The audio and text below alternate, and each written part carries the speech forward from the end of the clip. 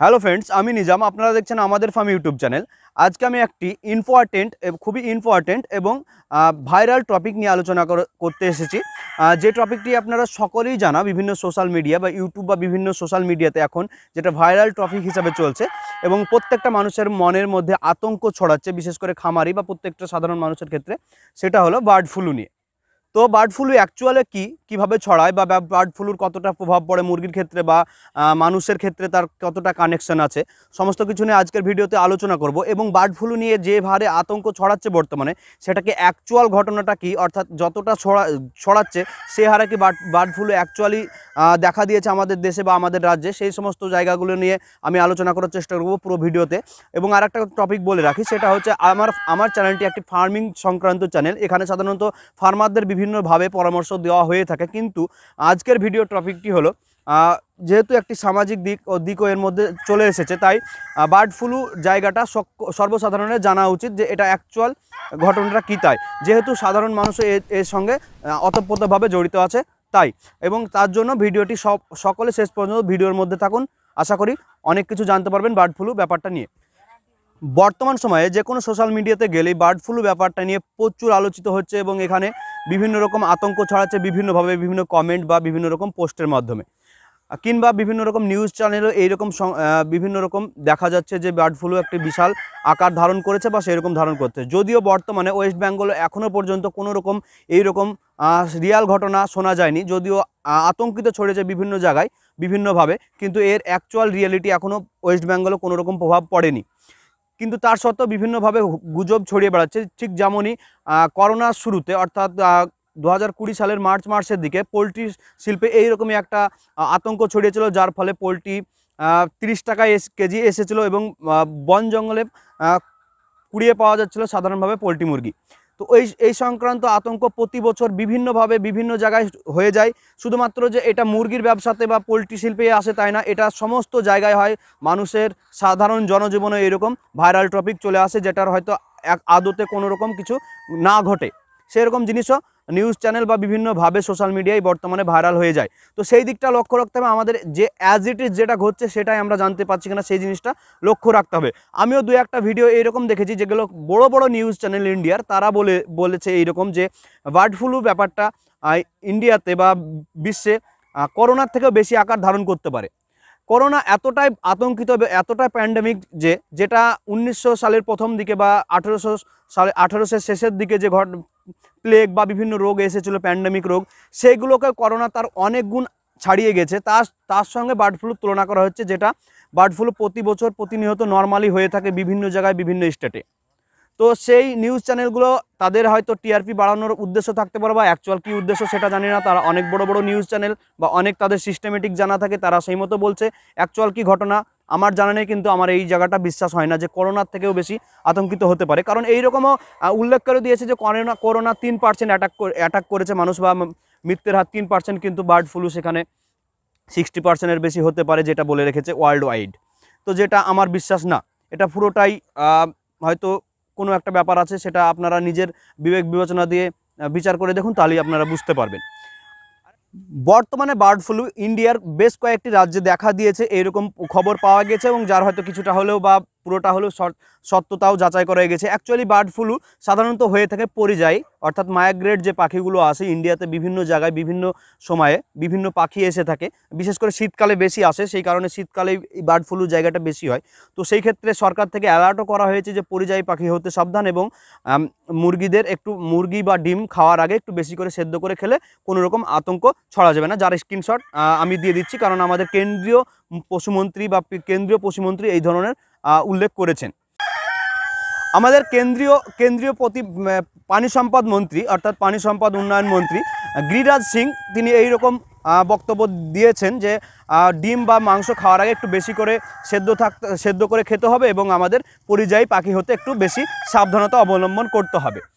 মুরগি পালনের বা যে কোনো ফার্মিংয়ের যে বিশেষ যে টার্মগুলো আমরা হয়তো করোনার পরে আমরা শিক্ষিত মানুষরাও শিখেছি, যেগুলো হচ্ছে কোয়ারেন্টাইন বা স্যানিটাইজ এই জায়গাগুলো, কিন্তু মুরগি পালনের সঙ্গে যারা যুক্ত 2020 সালে করানো হয়েছে, তার আগে থেকেই আমরা এই টার্মগুলো জেনে আসি যে কোয়ারেন্টাইন ব্যাপারটা। আমরা সাধারণত যে মুরগিগুলো কোনো সমস্যা হয় তাদেরকে আলাদা করে আলাদা জায়গায় রেখে দিই, বা এগুলো সাজেস্ট করে থাকি যে এদের আলাদা, এই জায়গাটাকেই কোয়ারেন্টাইন বলা হয়, যেটা আমরা করোনার পরে ভালোভাবে অবগত হয়েছি কোয়ারেন্টাইন ব্যাপারটি নিয়ে। তার আগে থেকে আমরা বায়োসিকিউরিটি ব্যাপারটা ফার্মিংয়ের সঙ্গে অনেক আগে থেকে যুক্ত, যে বায়োসিকিউরিটি অর্থাৎ কোনো ফার্মে প্রবেশ করার আগে তাকে স্যানিটাইজ করা, অর্থাৎ যখন আমরা যেমন বিভিন্ন মল বা বিভিন্ন জায়গায় যাওয়ার আগে আমাদেরকে স্যানিটাইজ করা হচ্ছে, যেটা আমরা অনেক আগে থেকেই করে থাকি, ফার্মিংয়ের বহুত পুরনো প্রসেস এটা।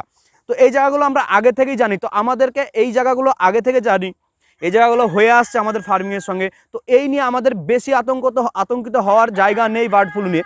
যদি চলে আসে তারপরেও আমরা এই সতর্ক বজায় রাখার পরেও যদি চলে আসে তাহলে আসবে, তখন কিছু করার নাই। বিজনেসে তো সমস্যা বিভিন্ন সময় বিভিন্ন এসে যায়, তো এই নিয়ে বেশি আতঙ্ক ছড়ানোর কিছু নেই, কারণ এই নিয়ে বিভিন্ন সময় বিভিন্ন আতঙ্ক দ্বারা আমাদের বিজনেস বিভিন্নভাবে ক্ষতিগ্রস্ত হয়েছে।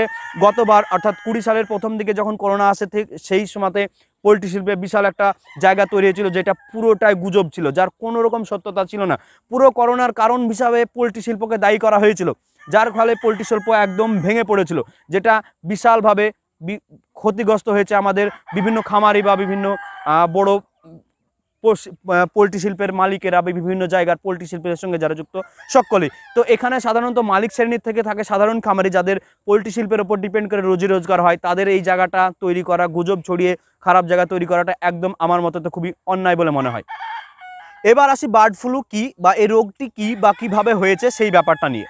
তো বার্ড ফ্লু একটি ইনফ্লুয়েঞ্জা ঘটিত রোগ। এটি অ্যাভিয়ান ইনফ্লুয়েঞ্জা নামের একটি ভাইরাস দ্বারা ছড়িয়ে যায়। সাধারণত এটি আমাদের ইন্ডিয়াতে পরিযায়ী পাখির মাধ্যমে এসেছিল সর্বপ্রথম, এবং এটি সাধারণত বাংলাদেশ বা ওয়েস্ট বেঙ্গলে প্রথম দেখা দেয় 2007 সালের দিকে। কিন্তু এই এই এই এই ভাইরাসটি প্রথম উৎপাদন হয় এটিও সেই করোনার মতো চীন দেশে 1996-এর দিকে এটি প্রথম বিশ্বে লক্ষ্য করা যায়, বা এটা পরীক্ষামূলকভাবে পরীক্ষিত হয় ইনফ্লুয়েঞ্জা টাইপের যে বার্ড ফ্লু যে রোগটি সেটা।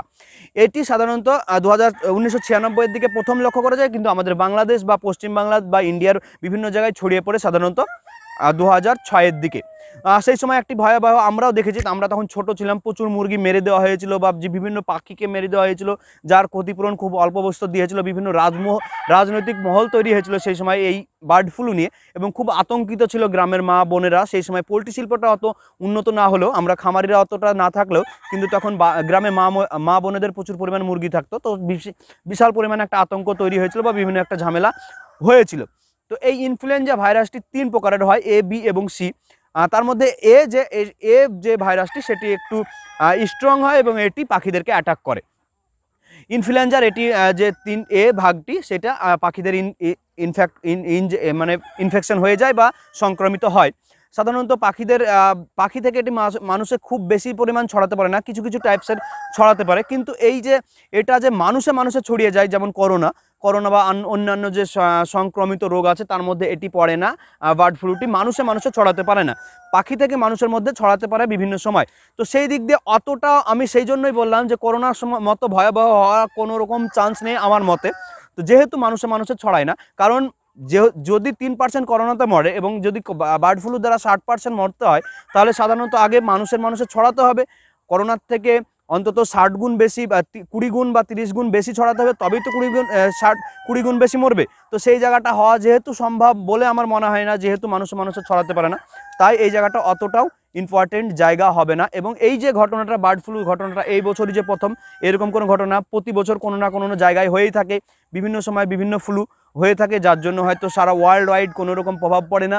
তো এটা বর্তমানে আমাদের ইন্ডিয়ার কয়েকটি রাজ্য, সেটা পশ্চিমী রাজ্যগুলো, সেইগুলোতে ছড়িয়েছে বা দেখা দিয়েছে এখনও পর্যন্ত, কিন্তু ওয়েস্ট বেঙ্গল বা আমাদের আশেপাশের কোনো রাজ্যগুলোতে কোনো রকম প্রভাব পড়েনি বা বাংলাদেশে কোনো রকম প্রভাব এখনও লক্ষ্য করা যায়নি। তাই এই নিয়ে অতটা আতঙ্কিত হওয়ার কারণ নেই, কারণ আমরা ফার্মাররা আগে থেকেই সতর্ক থাকি, অল টাইম আমরা সতর্ক থাকি, বিভিন্ন রকম ভ্যাকসিন করে থাকি, স্যানিটাইজ করে থাকি, আমরা বায়োসিকিউরিটির দিকটা খুব ভালো করে লক্ষ্য রাখি। তাই জন্য আমরা এই জায়গাগুলোই লক্ষ্য রাখবো এবং সেই মতোই চলাফেরা করব।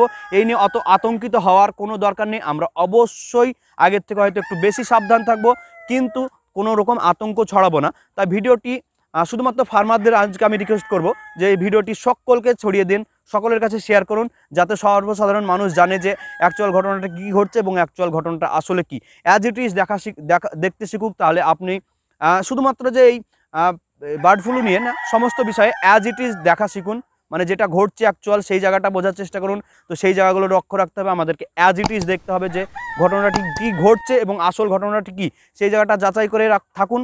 ভালো থাকুন, সুস্থ থাকুন, খামারকেও ভালো রাখুন, নিজেও ভালো থাকুন। ধন্যবাদ।